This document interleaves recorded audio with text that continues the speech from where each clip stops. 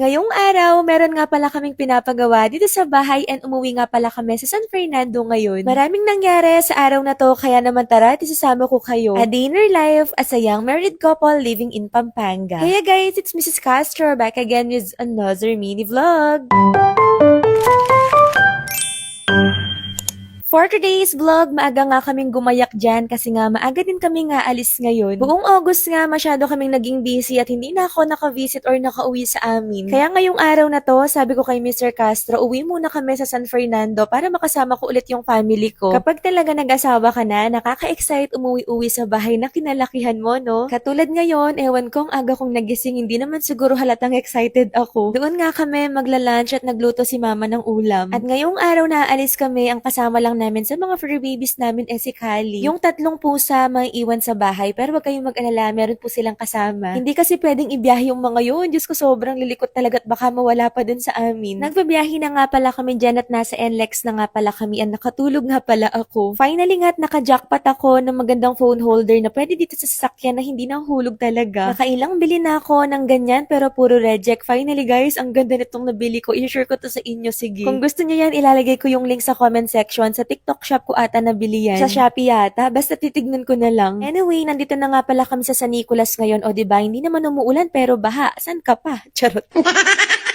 Pagdating nga namin, ang sarap sa pakiramdam, kumpleto kami. Ito nga pala guys, yung bahay namin sa San Fernando. Hindi man ganun kalakihan yung bahay namin dito, pero sobrang saya ko dito nung dito pa ako nakatira. Nagluto pa nga si mama ng putserong manok kasi nirequest ko to sa kanya, na-miss ko na yung luto niya. Minsan, kahit may sariling buhay na tayo, nag-asawa na tayo, the best pa rin yung umuwi pa minsan-minsan sa atin, no? Katulad niyan, na-miss ko talaga to at pagka nagbe-visit ako dito, parang ayaw ko na umuwi. After lunch, umakyat naman ako at nag-aircon si Kali dito, tapos si Mr. Castro nakatulog na. O diba, colorful yung bahay namin dito guys kasi ganyan yung gusto ni mama, color yellow. Kahit simple lang yung buhay namin noon, tignan nyo naman na patapos nila kaming lahat sa pag-aaral, kaming magkakapatid. Kaya ngayon, kaming lahat graduate na. Ginigising ko nga si Mr. Castro dyan, sabi ko gising na siya, nanonood siya, nakatulugan niya na yung cellphone niya. Sabi ko sa kanya, bumaba na para makapag-merienda na dahil nga nag-order ako ng merienda namin. Tinanong ko dyan yung kapatid ko at saka mama ko kung ano bang gusto nilang merienda. Gusto daw nila pizza at saka pasta. Kaya nagpa-grab na lang kami, buti na lang talaga dumating din naman agad. Simple lang yung buhay namin dito pero sobrang saya lalo na kapag kakumpleto kami. Nung mga bandang alas 5 naman ng hapon, hindi na kami nagtagal kasi medyo malayo pa yung uuwian namin. Babalik naman kami ng September 10 doon dahil nga fiesta tapos manganganak ako ng binyag. Mabilis lang naman yung naging biyahe namin dahil nga nag-NLEX kami. Maliwanag pa nga pag uwi namin kaya sabi ko magwo-workout muna ako. Actually, hindi naman to araw-araw. Every other day talaga yung pag-gym ko. At kahit gaano busy, pinipilit ko talagang pagkasyahin yung mga ginagawa ko sa isang araw. At hindi pwedeng hindi ko isingit ang pag-workout kasi hinahanap-hanap na din ng katawan ko. Syempre, hindi lang puro kaldef, dapat sinasabayan din talaga natin ng proper exercise at diet. Wala naman akong coach dyan dahil ang coach ko talaga si Mr. Castro. Actually, dapat sabay kaming mag-workout kaso pinauna na niya ako dahil nga nag-aagawan lang kami ng plates. Gagamitin niya kasi yung mga ginagamit kong plates ngayon kaya sabi niya pagpatapos na ako dun siya mag-workout. Kaya nung last set ko na